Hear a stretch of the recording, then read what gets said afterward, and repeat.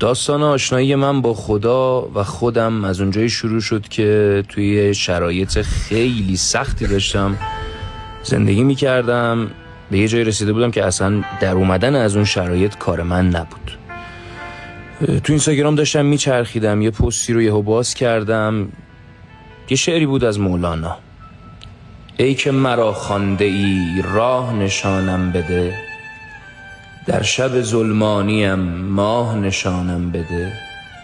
یوسف مسکین به چاه گشت چنین پادشاه، گر که طریقیم بود چاه نشانم بده. این دو بیت شعر ورد زبون من بوده و همیشه هست و اگر بفهمی درکش کنی هیچی دیگه نیاز نداری.